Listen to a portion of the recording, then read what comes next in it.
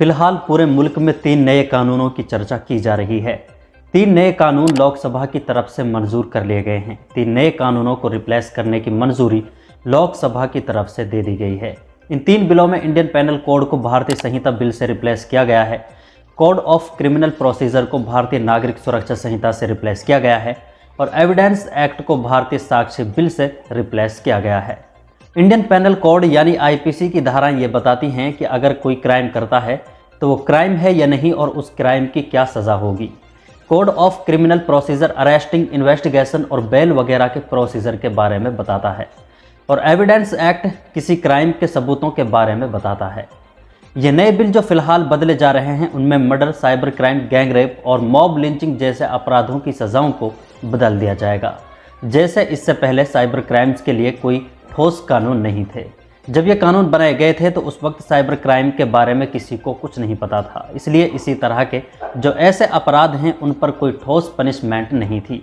लेकिन नए कानूनों के तहत साइबर क्राइम्स को अंजाम देने वाले लोगों के लिए नया पनिशमेंट लॉ तैयार किया जाएगा और इसी तरह फर्जी सिम लेने वालों के लिए 3 साल की सज़ा या 50 लाख रुपए का जुर्माना भुगतना होगा। इसीलिए इन नए कानूनों में 21 साइबर क्राइम्स जैसे नए क्राइम्स को ऐड किया गया है।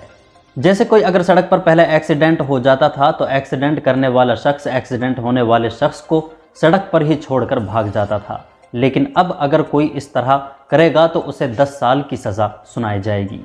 गैंग रेप जैसे घिनौने कामों को अंजाम देने वालों के लिए उम्र कैद की सज़ा या फांसी की सज़ा दी जाएगी।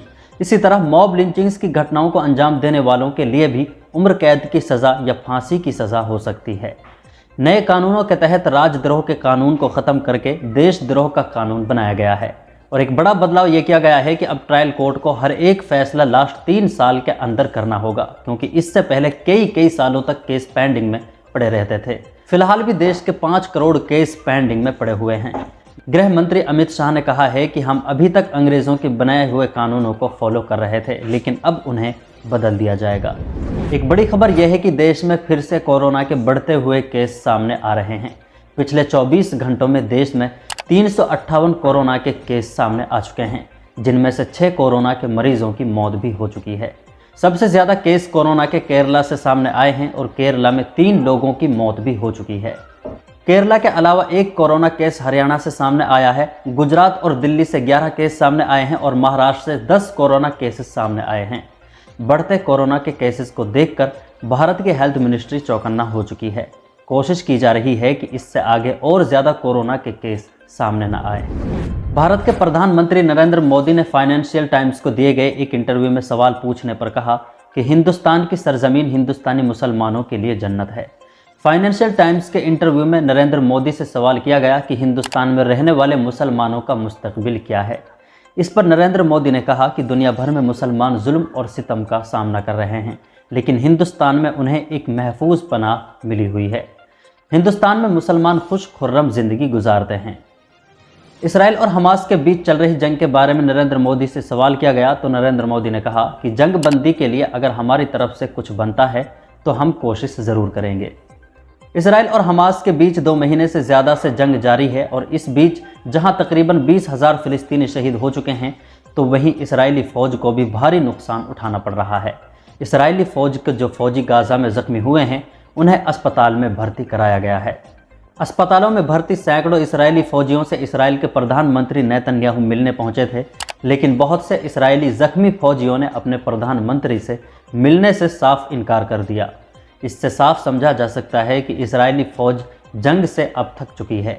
इसराइली फ़ौज के अब ज़्यादातर फ़ौजी जंग करना नहीं चाहते हैं, क्योंकि वो भी जानते हैं कि जहां फ़िलिस्तीनियों के घर और उनकी ज़िंदगियों को तबाह कर दिया गया है तो वहीं इसराइल को भी बहुत भारी नुकसान उठाना पड़ रहा है। इसराइल हर दिन इस जंग के बदले फाइनेंशियली कमज़ोर होता जा रहा है। वहीं सैकड़ों इसराइली फ़ौजी अब तक जंग में मारे जा चुके हैं। जमीयत उलमाए हिंद के चीफ मौलाना अरशद मदनी ने ज्ञानव्यापी मस्जिद के बारे में जिक्र करते हुए कहा कि इलाहाबाद हाई कोर्ट ने मुस्लिम फरीक की तरफ से पेश की गई दरख्वास्तों को रद्द कर दिया है। हालांकि हम उसे सुप्रीम कोर्ट में चैलेंज करने जा रहे हैं। मस्जिद कमेटी सुप्रीम कोर्ट जा रही है और कुछ वकीलों से भी बातचीत की जा रही है। मौलाना अरशद मदनी ने कहा है कि हम मस्जिद के मामले को मुल्क की सबसे बड़ी अदालत में पेश करने जा रहे हैं और मुल्क की सबसे बड़ी अदालत जो फैसला करेगी हम उसे कबूल करेंगे और सुप्रीम कोर्ट से आगे हमारे पास कोई चारा नहीं बचता। ये थी मुल्क भर की आज की कुछ बड़ी और अहम खबरें। इस पूरी रिपोर्ट के बारे में आपकी क्या राय है कमेंट बॉक्स में ज़रूर बताएं। वीडियो को लाइक कर दें और शेयर कर दें, और अगर चैनल को सब्सक्राइब नहीं किया है तो चैनल को सब्सक्राइब ज़रूर कर दें।